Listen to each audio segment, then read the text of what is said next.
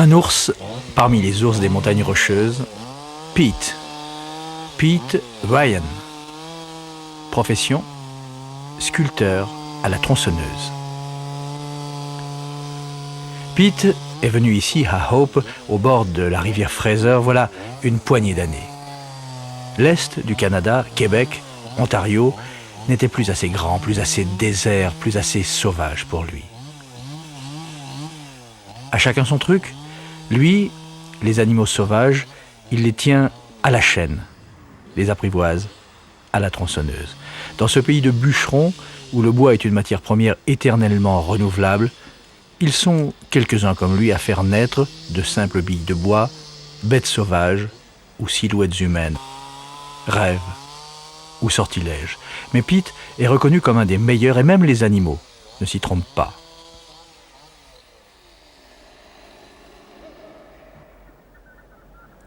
Pete, c'est une espèce de Nicolas de Flux du Nouveau Monde.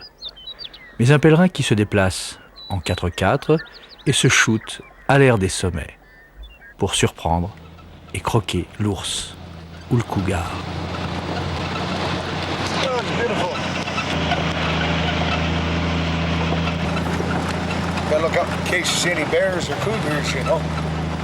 Pete n'est peut-être pas un héros, mais il vit au pays des héros.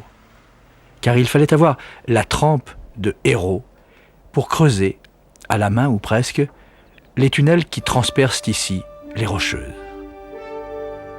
Des tunnels qui, plus récemment, ont livré à leur tour leur lot de héros, puisque c'est ici qu'a été tourné le premier des Rambo, First Blood, avec Sylvester Stallone dans le rôle du héros justement.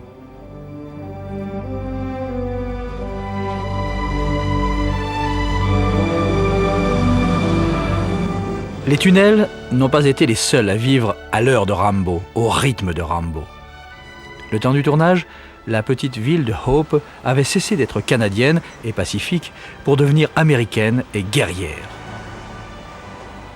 À l'époque, Wilfrid Victor était encore un gamin et ne savait pas qu'un jour, devenu maire de Hope, il posséderait une belle Porsche rouge, symbole de réussite sociale.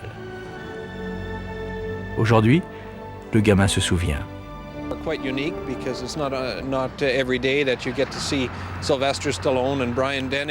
Ça n'est pas tous les jours, en effet, qu'on peut voir Sylvester Stallone ou Brian Dennehy se bagarrer dans la rue principale.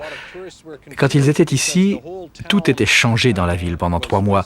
Il y avait des sigles de l'armée américaine autour de la ville, des boîtes à lettres américaines dans les rues.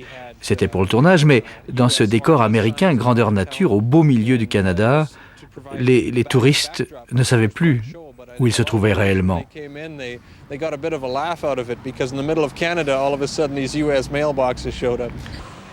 Aujourd'hui, le drapeau canadien flotte à nouveau sur Hope et les animaux de Pete Ryan ont investi la ville. Ils sont partout et Pete a même consenti à sculpter quelques-uns de ces étranges animaux qu'on nomme des hommes, de ces pionniers qui, avec leurs mules, ont été parmi les premiers à pénétrer dans ces contrées si peu hospitalières.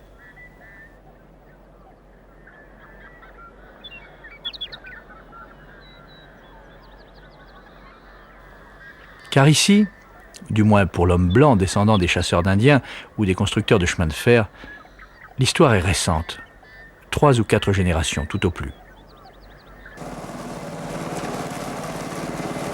Dans son jardinet, au bord de la Fraser, Lindsay Thacker s'amuse comme un gamin avec les gadgets du progrès.